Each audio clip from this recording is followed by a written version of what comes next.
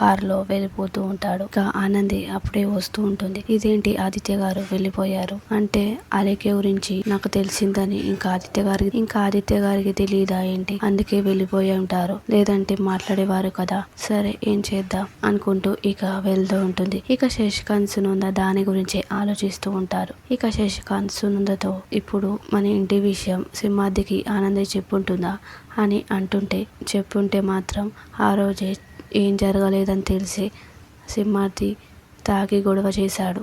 ఇప్పుడు బిడ్డ కాపురం ఇలా అయిందని తెలిస్తే ఇప్పుడు తాగి రాడు, ఏకంగా కత్తితోనే వస్తాడు అని అంటుంటే అప్పుడే ఇక చైతన్య ఆ పరిస్థితి రాకూడదంటే మీరు ఇంట్లో నుంచి ఆ అమ్మాయిని వెళ్ళగొట్టాలి అని చెప్పి అంటూ ఉంటాడు. అయినా ఇంట్లోనే సొల్యూషన్ని పెట్టుకొని అలా మీరు ఆలోచిస్తున్నారేంటి? ఇందులో మీ తప్పు కూడా ఉంది అని అంటుంటే ఇక ఏం మాట్లాడుతున్నావురా అని శశికాంత్ అంటూ ఉంటాడు. మరేంటి నిజమే కదా అని అంటుంటే, నోరు మూయిరా, ఇంకో మాట్లాడాలంటే నేను ఊరుకోను. అయినా ఆ అమ్మాయినైతే ఏమనడం లేదు, అడిగిన నన్ను తిడుతున్నారా? నేనేమన్నానని? ఇంట్లో ఉన్న ఆ అమ్మాయినేమో ఏమనడం లేదు, కానీ వదినకి తనే ప్రియురాలని తెలిస్తే వదినకి దాని గురించి మాట్లాడే అవకాశం లేకుండా పోయింది. ఇప్పుడు అన్నయ్య కూడా వదిన దగ్గరికి వెళ్ళాడు.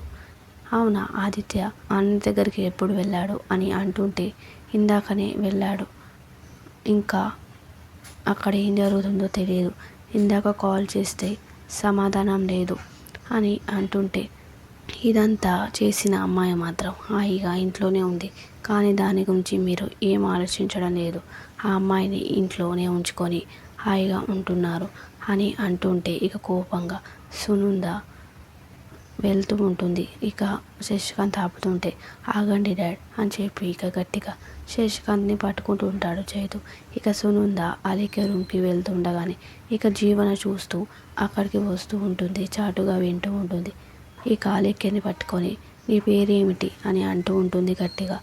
అది దివ్య అనగానే ఇక చెంప చెల్లుమనిపిస్తుంటుంది సునంద.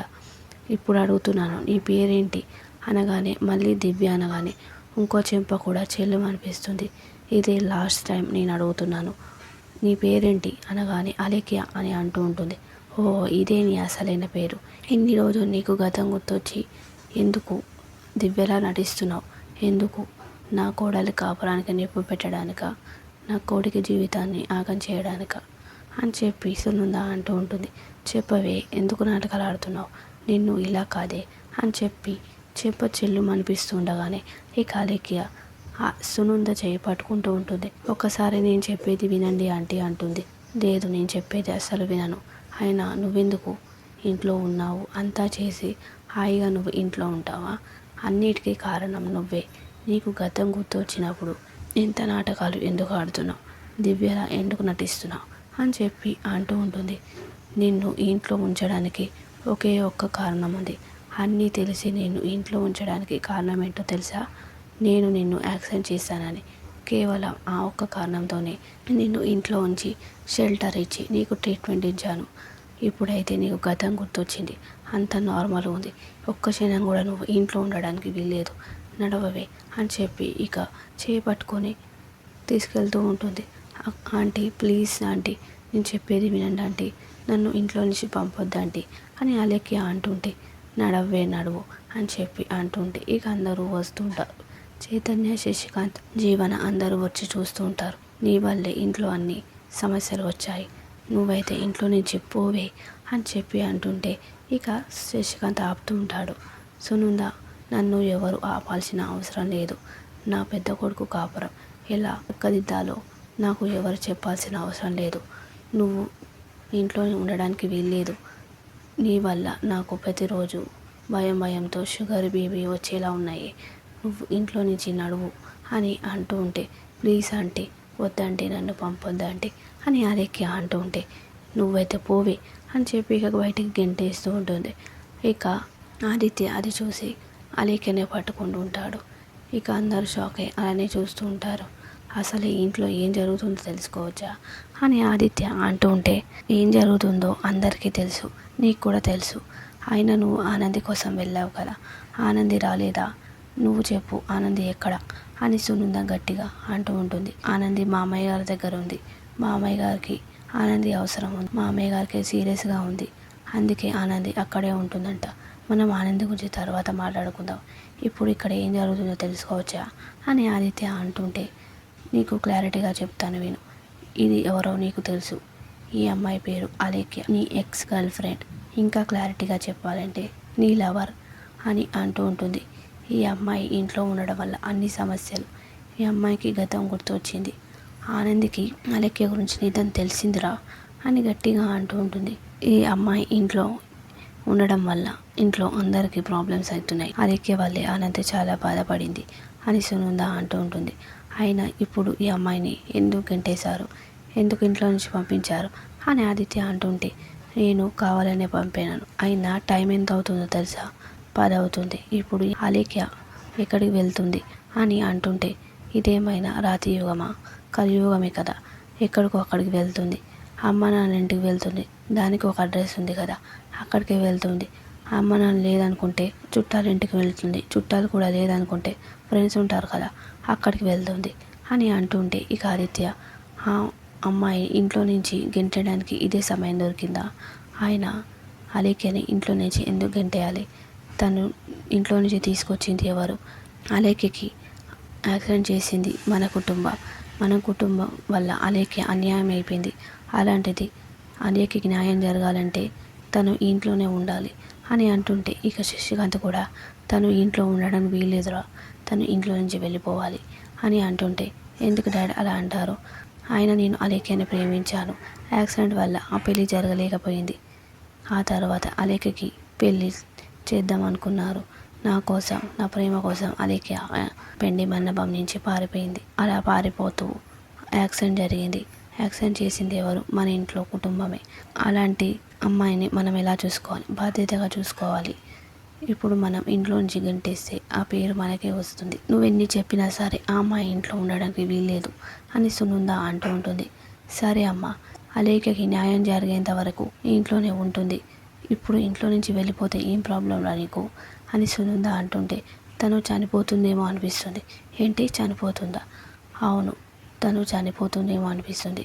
ఎందుకంటే ఆ రోజు పెళ్లి మండపం నుంచి నా కోసం పారిపోయింది. అలా పారిపోతూ యాక్సిడెంట్ అయింది. ఇప్పుడు మళ్ళా వెళ్ళిపోతే వాళ్ళ అమ్మ నాన్న తనకు ఇంకో పెళ్లి చేస్తారు. అలా తను భరించలేక తను మళ్ళీ పారిపోతుంది. అలా చనిపోతే ఎవరు కారణం అవుతారు? మనమే కదా కారణం అవుతాం. నువ్వు ఎన్నైనా చెప్పు, అది మాత్రం ఇంట్లో ఉండడానికి వీల్లేదు అని సునంద అంటూ ఉంటుంది. తనని చూసుకోవడం మన బాధ్యత.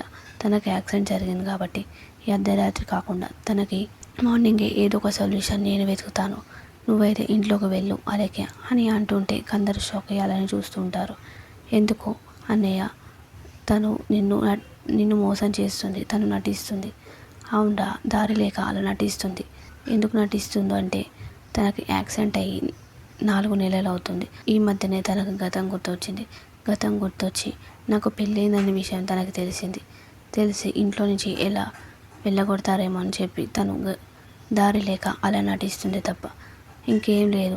అయినా నాకు పెళ్ళైందని చెప్పి తన ప్రేమ నేను ఒప్పుకోను. ఇప్పుడు తనకు వేరే సొల్యూషన్ నేను ఆలోచిస్తాను. ఇంట్లోకి వెళ్ళు అని అంటూ ఉంటుంది. ఇక సరే అని చెప్పి అలేఖ్య లోపలికి వెళ్తూ ఉంటుంది. ఇక ఏడుస్తూ సునంద కూడా వీడు ఏ న్యాయం చేస్తాడో ఏమో అని చెప్పి లోపలికి వెళ్తూ ఉంటుంది. ఇక సూర్య ఆనందితో అలేఖ్య గురించి ముందే తెలిసి ఉంటే మనం ఏదో ఒకటి చేసేవాళ్ళం కదా అని అంటుంటే, ఈ విషయం ఎలా తెలుస్తుంది?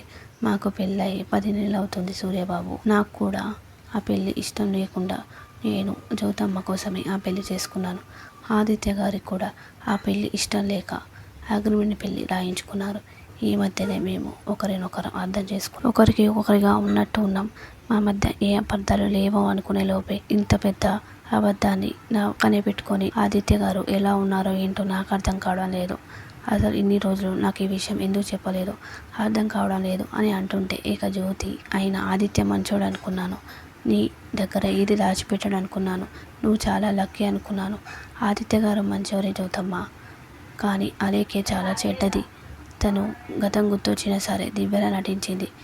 అందరికీ దివ్యలా నమ్మించింది. నన్ను కూడా అలానే చేసింది అని అంటుంటే, అయినా ఈ విషయం నీకు తెలియదు కానీ ఆ ఇంట్లో వాళ్ళకి తెలుసు కదా అని సూర్య అంటుంటే, తెలుసు కాబట్టి వాళ్ళు ఇంట్లో నుంచి పంపించాలని చూశారు, కానీ ఆనంది ఆపింది అని అంటుంటే, తను బాగా నటించింది జ్యోతమ్మ. నాకు తెలియలేదు, తనకు గతం గుర్తులేదని అమాయకురాలు అనుకున్నాను, కానీ ఇంత నాటకం ఆడుతున్నాను అనుకోలేదు. ఏదేమైనా సరే ఆదిత్యని వరద నీ కాపురాన్ని నువ్వే చూసుకోవాలి. అలాగే నువ్వు ఏదో ఒక సొల్యూషన్ చెప్పాలి అని జ్యోతి అంటుంటే, అది ఆలోచిస్తున్నాను, ఏం చేయాలో ఏదో నేను ఆదిత్య గారితో మాట్లాడాలి. రేపైతే మార్నింగ్ 9కి డ్రెస్సింగ్ చేయించాలి. సాయంత్రం నేను ఇంటికి వెళ్తాను, ఆదిత్య గారితో మాట్లాడతాను అని చెప్పి అంటూ ఉంటే, ఇక జ్యోతి సరే ఆనంది, ఏదైతే అదైంది, నువ్వైతే మాట్లాడు అని చెప్పి ఇక ఇద్దరు వెళ్తూ ఉంటారు. ఇక మనసులో ఆనంది అలేఖ్య మామూలు అమ్మాయి కాదు, నా దగ్గరే నటించింది, ఎంత మోసం చేసింది అని అనుకుంటూ ఉంటుంది. ఇక అలేఖ్య జీవనతో ఇప్పుడు ఇంట్లో అందరికీ ఈ విషయం తెలిసింది. నువ్వు అన్నావు కదా ఆంటీకి ఈ విషయం తెలిస్తే గెంటేస్తుందని, ఇప్పుడు అది జరిగింది. ఇప్పుడు నువ్వే నాకు సొల్యూషన్ చెప్పాలి. ఆనంది మంచిగా పుట్టింటికి వెళ్ళింది, ఈ గండాన్ని తప్పించుకుంది, కానీ ఇంట్లో అందరికీ ఆనంది మీద సింపతి ఉంది, ఆనంది అంటే ప్రేమ ఉంది అని అలేఖ్య అంటూ ఉంటుంది. నువ్వేం టెన్షన్ పడకు, నేను చూసుకుంటాను, నీ ప్రేమని నేను గెలిపిస్తాను అని అంటుంటే, ఇక చైతన్య జీవన చెంప చెల్లు మనిపిస్తాడు. ఇక గట్టిగా జీవన చైతన్య అని అంటుంటే, నోరు మొయ్యి, చేసిందంతా చేసి ఇప్పుడు ఏం తెలియనట్టున్నావా, ఈ అమ్మాయి కంటే బుద్ధి లేదు, నీ బుద్ధి ఏమైంది అంటుంటే, ఇక అలేఖ్య చైతన్య ఏం మాట్లాడుతున్నావు, నేను ఇంకా గట్టిగా మాట్లాడతాను, ఇప్పుడు దీని చెంప పలిగింది, ఇప్పుడు నీ చెంప పగులుతుంది అని చైతన్య అంటూ ఉంటుంది. ఇన్ని రోజులు నీ మీద డౌటే ఉండేది, ఇప్పుడు ఆ డౌట్ కూడా క్లియర్ అయింది, నువ్వే ఇదంతా చేస్తున్నావు అనమాట, ఒకసారి అలేఖ్య స్థానంలో ఉండి ఆలోచించు అని జీవన అంటుంటే, ఏదేమైనా సరే పెళ్ళైన మగాడిని మళ్ళీ కావాలనుకోవడం మంచిది కాదు. మా అన్నయ్యకి పెళ్ళయింది, అలాంటిది ఇప్పుడు మా అన్నయ్య కావాలనుకోవడం మంచిదేనా, మంచిగా ఉంటే ఉండు, పెళ్ళైన వాళ్ళని కోరుకుంటే ఏమంటారో అది నేను చెప్పలేను అని చైతన్య అంటూ ఉంటాడు.